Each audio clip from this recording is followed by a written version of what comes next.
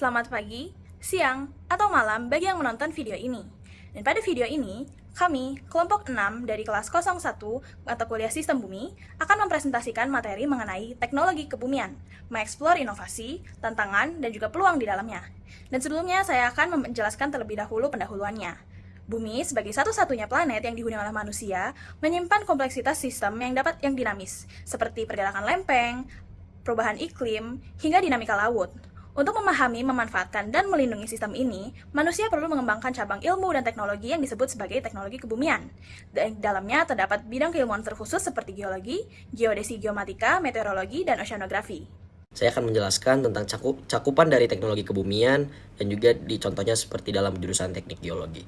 Dalam teknik geologi berfokus pada struktur dan dinamika kerak bumi dengan dukungan teknologi kebumian seperti Ground Penetrating Radar atau GPR, permodelan 3D geologi seperti misalnya Leapfrog Geo dan juga Survey, dan remote sensing multispektral. Alat seperti seismometer dan geoslope juga digunakan dalam analisis kestabilan lereng dan deteksi sesar aktif. Teknologi ini menjadi tulang punggung dalam eksplorasi sumber daya alam seperti misal mineral, hidrokarbon, dan juga serta mitigasi bencana seperti misalnya gempa dan juga longsor. Baik, terima kasih Arsa atas penjelasannya. Di sini saya akan menjelaskan teknologi kebumian pada disiplin ilmu teknik geodesi dan geomatika. Teknik geodesi dan geomatika merupakan ilmu yang menangani pengukuran presisi, posisi, bentuk, dan dimensi permukaan bumi melalui teknologi canggih masa kini seperti GNSS, LIDAR, Total Station, dan RTK GPS. Data yang dihasilkan kemudian diintegrasikan ke dalam sistem informasi geografis atau SIG sehingga memungkinkan perencanaan infrastruktur yang akurat, pengelolaan ruang yang efisien, serta deteksi dini terhadap deformasi permukaan bumi. Kebijakan uang polisi di Indonesia tidak akan mungkin berjalan tanpa dukungan teknik geodesi dan geomatika modern.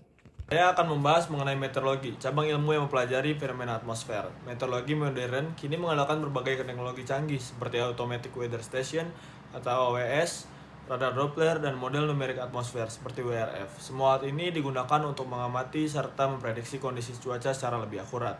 Kita juga menggunakan satelit cuaca seperti Himawari 8, GOES, dan milik NOAA yang menyediakan data citra atmosfer. Data ini kemudian dianalisis untuk perakiraan cuaca dan mitigasi bencana, misalnya hujan lebat, badai tropis, hingga gelombang panas. Jadi, meteorologi bukan hanya sekedar ramalan cuaca harian, tetapi juga bagian penting dalam perencanaan dan pengambilan keputusan di berbagai sektor. Dengan lebih dari 70% permukaan bumi tertutup lautan, tentu laut menjadi hal yang penting bagi kehidupan kita sebagai manusia. Maka dari itu, oceanografi berperan krusial dalam pemahaman iklim dan sistem bumi. Alat seperti ADCP atau Acoustic Doppler Current Profiler, sensor CTD Conductivity Temperature Depth, satelit altimetri, dan AlgoFloat digunakan untuk mengukur arus laut, suhu, salintas, hingga tinggi muka laut.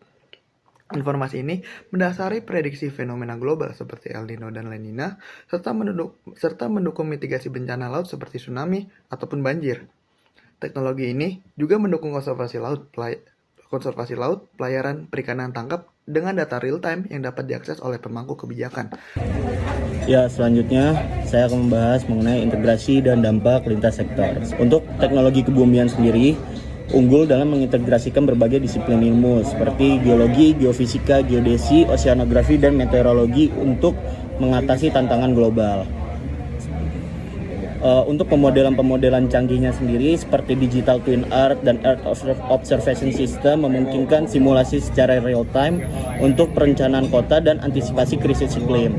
Selain itu, teknologi vital untuk pemantauan lingkungan seperti deteksi deforestasi, kualitas udara, dan analisis banjir, serta perubahan penggunaan lingkungan. Untuk sektor energi sendiri, teknologi kebumian dan pemetaan lokasi seperti panel surya dan turbin angin.